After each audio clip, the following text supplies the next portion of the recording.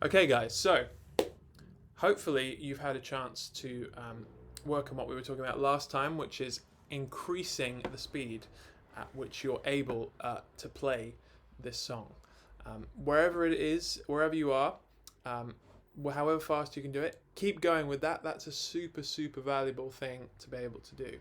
Today, what we're going to work on is we're going to work on reducing the need for a metronome in our playing, because as you might be able to imagine, if you're a performing musician playing on a stage, or even if you're just playing for friends, you're not always going to have the metronome with you. The metronome is really just there to help you develop good time for yourself. In some ways, you want the metronome to be going on in your head even without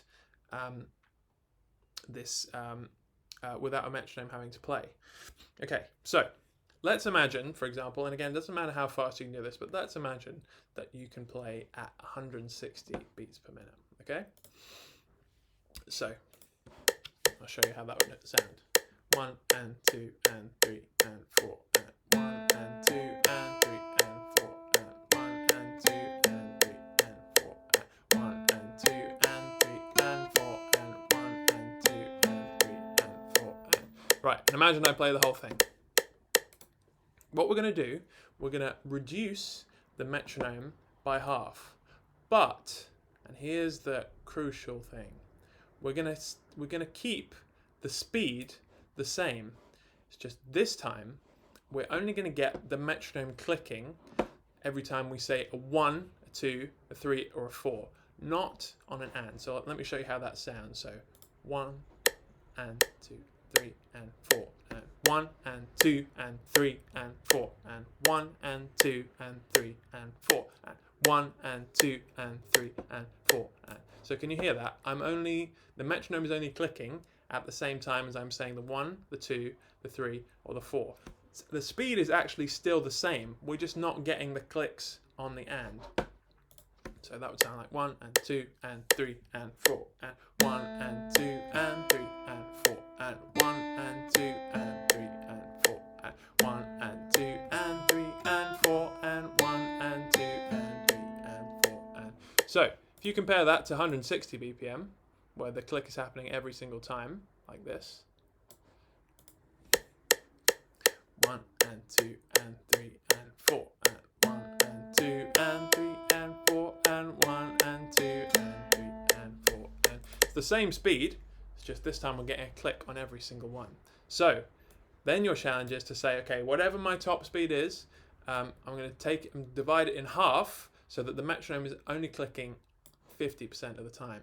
So 1, 2, 3 and 4 and 1 and 2 and 3 and 4 and 1 and 2 and 3 and 4 and 1 and 2 and 3 and 4 and 1 and 2 and... like that, okay? So that in itself is a huge achievement, because what we're actually doing there is we're actually making these quavers last for half of, or these eighth notes rather, we're making these eighth notes last for half a beat each, as opposed to 1 beat, which they currently are. So it's a kind of sneaky way of getting us to play quavers at the speed at which they're meant to be played. Okay. If you want to take it even further, you could then divide this in half again. So go all the way down to 40, which is actually the lowest that this metronome can do, but you could probably find others that go slower than that.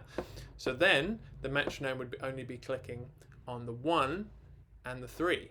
So 1, 2, and 2 and 3 and 4 and 1 and 2 and 3 and 4 and 1 and 2 and 3 and 4 and 1 and 2 and 3 and 4 and 1 and 2 and 3 and 4 and 1 and 2 and 3 and 4 and...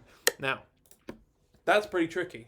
So I would only recommend doing that if you really want to challenge yourself. But I'd say the main thing that it would be good to try and do is take whatever speed that you can currently play, be it, I don't know, I guess it has to be faster than 80 BPM on this metronome, otherwise you won't be able to go down to half. But anything else, just take whatever the fastest speed is, even if it's 70 and you want to try and do it at 35, and half it so that your the metronome is now happening only when you're saying the numbers and not the ands in the middle. Okay? This is a pretty high level skill, guys, so if at first you don't succeed, try again. I promise you it's been really useful in my practice, and I hope it will be in your practice in terms of becoming better musicians. So hopefully that made sense for you guys. Of course, if you have any comments or questions or things of that nature, pop them in the comments below, or send an email to Louise so that she can forward me any videos or questions or comments or anything that you guys might have. We're almost at the end of this one. Hopefully you've enjoyed it, and I've still got a few more things that we can practice with this one.